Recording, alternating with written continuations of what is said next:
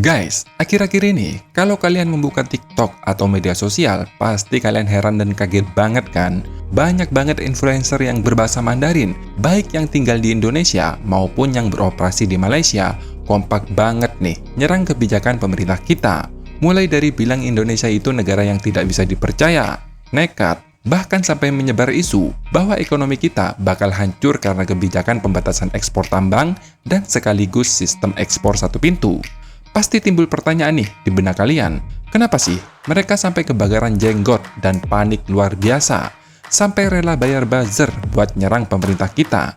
Ada apa nih sebenarnya? Dan apakah semua ini ada hubungannya dengan melemahnya nilai tukar rupiah belakangan ini?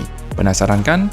Yuk kita bahas tuntas semuanya pakai data nyata, fakta di lapangan, dan logika yang masuk akal, biar kalian semua paham posisi kita yang sebenarnya. Tanggal 1 Juni 2026, melalui Peraturan Pemerintah Nomor 24 Tahun 2026, pemerintah resmi nih mengunci kebijakan ekspor satu pintu. Kebijakan ini dampaknya bukan main-main loh pada industri Tiongkok.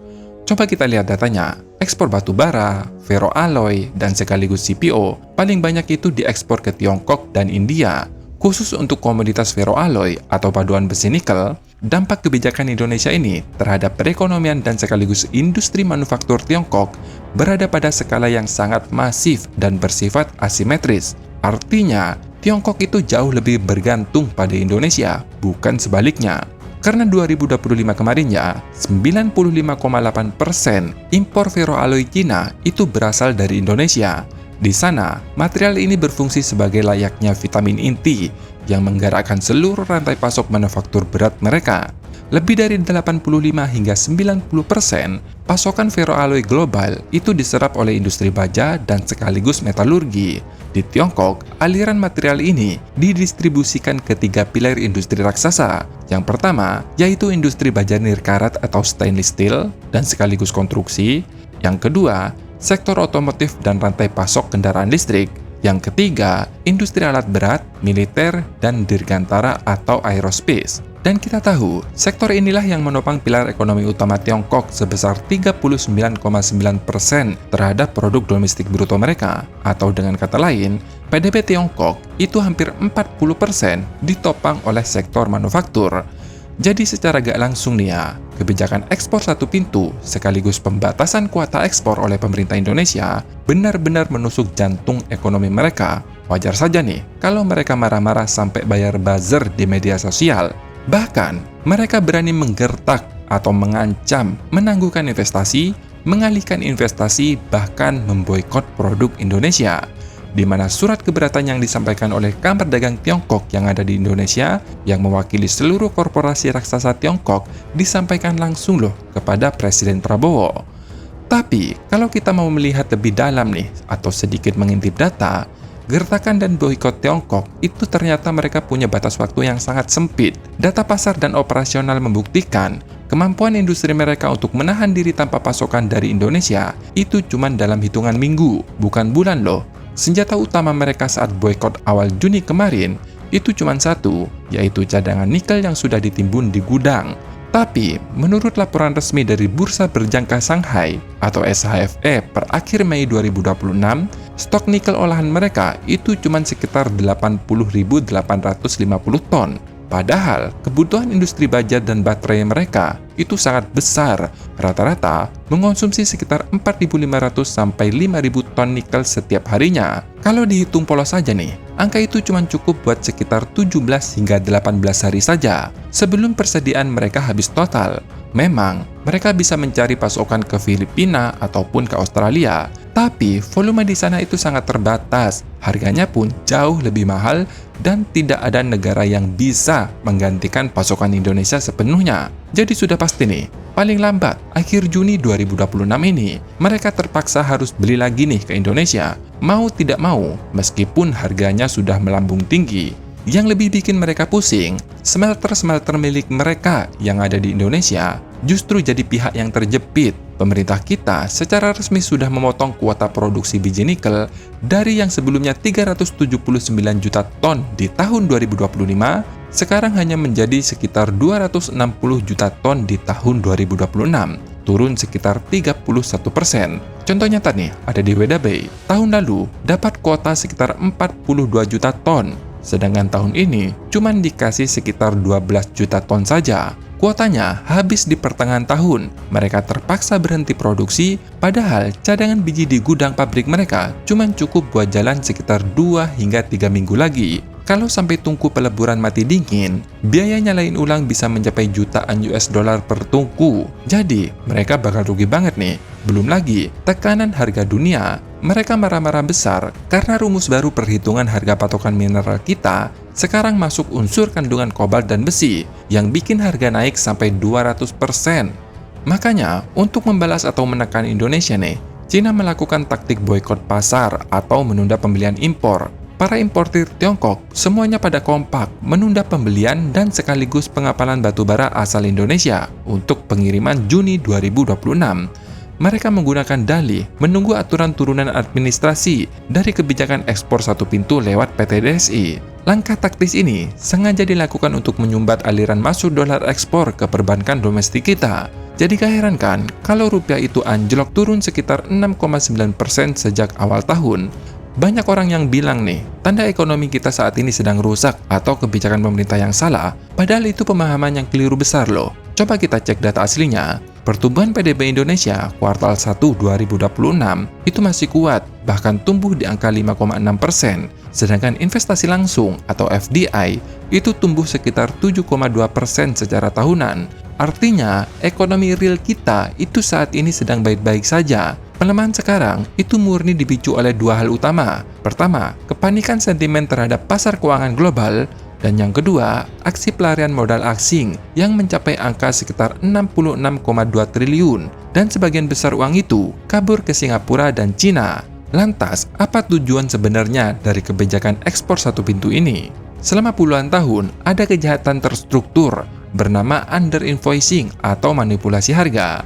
Nah, sekarang, melalui PT DSI, tujuannya jelas merebut kontrol penuh atas hak pasar global, mengamankan setoran pajak ke APBN, dan memaksa 100% devisa hasil ekspor diparkir di bank dalam negeri. Ini cara yang paling ampuh untuk menghentikan kebocoran kekayaan dan sekaligus memperkuat rupiah jangka panjang. Prinsip ini ditegaskan langsung oleh Presiden Prabowo.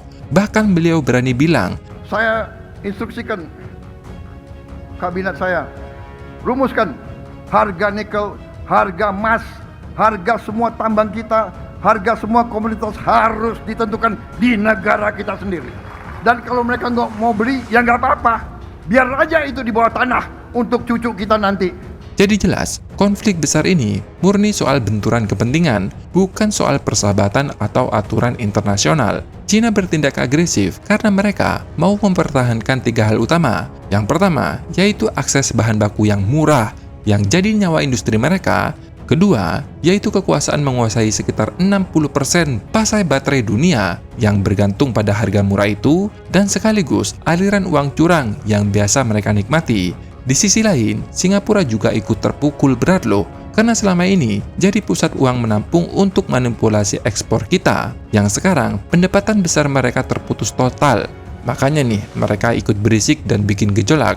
Dan pertanyaannya sekarang, apakah pemerintah kita akan mundur pada tekanan? Jawabannya jelas, mutlak tidak. Ini bukan sentimen nasionalis loh, tapi murni karena faktor ekonomi. Kenapa? Karena kalau Indonesia mundur, sama halnya dengan menghukum diri sendiri dan generasi mendatang. Pertama, di masa depan, setiap kali mau bikin aturan yang menguntungkan rakyat, mereka cuma perlu berteriak atau menekan sedikit, dan kita pasti akan kalah. Akibatnya, harga kita akan hancur total selamanya. Artinya, ini murni menjaga wajah pemerintahan sekarang. Dan yang kedua, praktik under invoicing yang makin gila-gilaan nih. Kalau Indonesia mundur, mereka tahu kita lemah. Mereka akan mengambil semua sisa cadangan kita dengan harga yang lebih murah dan rugi kita makin besar. Yang ketiga, ketika investor menganggap pemerintah nggak punya kredibilitas untuk mempertahankan kebijakan, disinilah awal matinya ekonomi Indonesia. Uang asing kabur bukan cuma sekitar 66 triliun, tapi bisa ratusan bahkan ribuan triliun. Rupiah bisa tembus 20.000 ke atas dan susah sekali untuk kembali pulih. Dan yang keempat nih, Indonesia itu punya nilai tawar yang nggak main-main. Sekitar 65% pasokan nikel dunia itu ada di Indonesia. Jadi kalau disederhanakan nih kalimatnya, jalan mundur itu jurang, diam itu jalan buntu, dan satu-satunya jalan untuk survive yaitu menanjak ke atas dan terus bergerak maju. Dampak ekonomi makro yang terjadi pun sangat jelas siapa yang rugi dan siapa yang jadi pemenang. Yang tertekan berat, jelas, swasta asing terutama dari Tiongkok dan pengusaha lokal lama atau konglomerat yang biasa jadi perantara cari untung gampang. Mereka memang sengaja dibuat tertekan supaya patuh aturan baru dan tidak serakah lagi. Tapi di sisi lain, negara dan APBN dapat pemasukan yang melimpah. Industri hilir di dalam negeri seperti pabrik katoda, baterai, baja, mobil listrik malah diuntungkan karena dapat pasokan yang terjamin dan harga yang wajar. Dan yang paling penting nih, serta paling ditunggu-tunggu bagi mayoritas rakyat Indonesia, sekali lagi ya, mayoritas rakyat Indonesia, bukan hanya sekedar pengusaha. Mulai tahun 2027, kebijakan ini bakal diberlakukan ke semua komoditas lain, karet, rumput laut, kopi, dan lain-lain.